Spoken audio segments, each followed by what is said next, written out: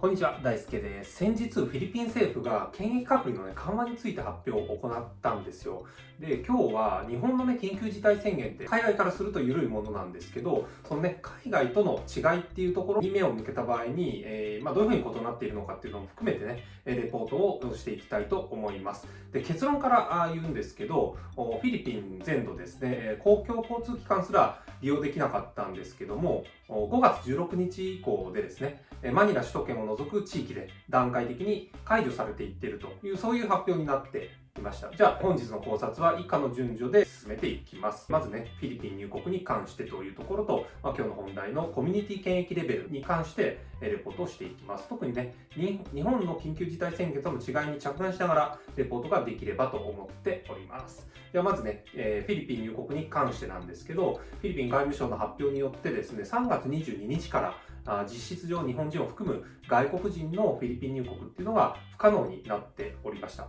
でそれは今現在もなお継続中ということで、6月10日までは入国制限がかかっている状況だということが分かっています。でこちらについては前回の動画で詳しく解説してますので、よろしければ概要欄から、ご覧になってもらえればと思います。では次、コミュニティ検疫のレベルなんですけど、フィリピン政府の発表ではですね、4つの段階に分けられているんですね。上から順になんですけど、ECQ、強化されたコミュニティ隔離、MECQ、モディファイド ECQ ですね。修正された、強化されたコミュニティ隔離と、で GCQ、ジェネラルコミュニケーションクアランタイン、一般的コミュニティ隔離、MGCQ、モディファイド GCQ、修正された一般的コミュニティ隔離というこの4種類なんですけど、めちゃくちゃ分かりづらいですよね。ということで、私なりの解釈をつけた言い回しに変更させていただいたのがこちらになります。上から順にですね、ECQ、いわゆるロックダウンなんですが、最強隔離状態ですね。これが先日の15日、5月の15日まで、継続されていたものになりますけども、その5月16日以降にどう変わるかっていうと、真ん中のですね、MECQ、準最強隔離状態ですね。ほぼロックダウン状態がまだ続くっていう地域と、もう一つですね、GCQ、不要不急の外出自粛をしていくというような、この大きく2つに分かれていくという形になっています。で、最終的にはですね、MGCQ ということで、ほぼ解除された状態に近づいていくっていう、この4段階でフィリピンの検疫隔離というのが進んでいることが分かっております。マニラ首都圏であったりセブ市に関しては5月31日まではこの MGCQ、ほぼロックダウン状態が継続されるという解釈になっています。ということで上から順に解説していきましょう。まずはECQ、もう最強隔離のいわゆるロックダウン状態なんですが、こちらはですね、24時間の外出禁止であったりだとか、基本的に車の運転も含めて禁止なんですよね。でそうは言っても食料を買いに行ったりしなければならないので、各家庭通行パスを持った1名のみが買い物に出られるという、そういうレギュレーションになっておりました。で公共交通機関に関してはもう全て停止ですね。それはもちろんなんですけど、ジョギングなんかのエクササイズに関しても禁止された状態、かなり厳しいロックダウン状態だったと言えるんじゃないかと思います。これが5月15日までマニラがあるルソン地域、セブ市を含むビザヤ地域、ダバオ市があるミンダナオ地域で実施されていたというような、そんな感じなんですよね。では次なんですけど、MECQ、準最強隔離ですね。ほぼロックダウン状態続くというところなんですが、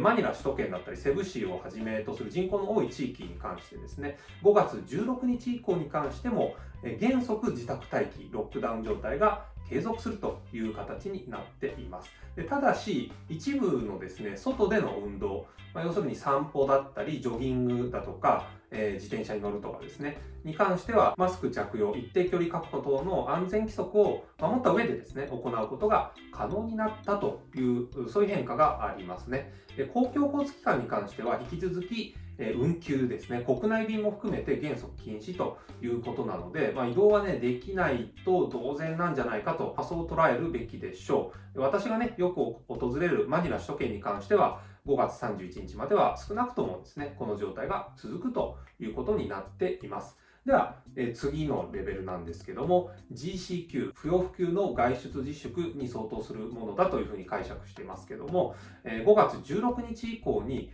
マニラ首都圏だったりセブ市をはじめとする人口の多い地域を除く、それ以外の地域ですね、広範囲の地域に適用されていくレベルだというふうなことなんですね。で、このレベルになってくると、フィリピンでね、よく見かけるジプニーであったり、トライシクルだったり、バスだとかの公共交通機関が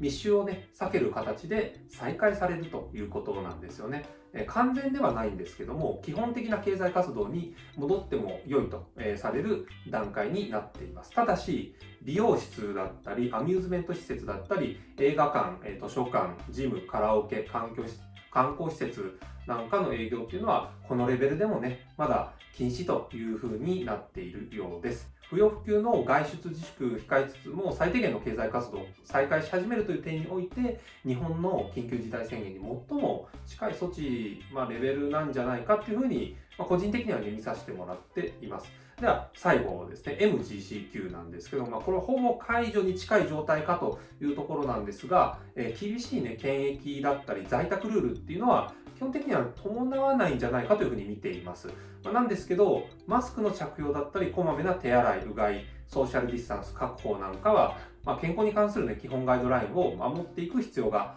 あるというふうな形なんですが、でね、この段階における具体的な方針っていうのはまだフィリピン政府からね、正式に発表されていないような形ですね。本日のね、この録画している日付は5月の17日ですけども、それ以降のね、今後の情報を注視していく必要がありそうといった形になります。以上がね、私の方で把握したマニラ首都圏封鎖、フィリピン全土のロックダウンの最新情報となるんですけど、日本のね、緊急事態宣言よりもかなり踏み込んだ検疫隔離措置がされているのがフィリピンだということが分かったと思ってます。ということで本日の動画は以上になります。さよなら。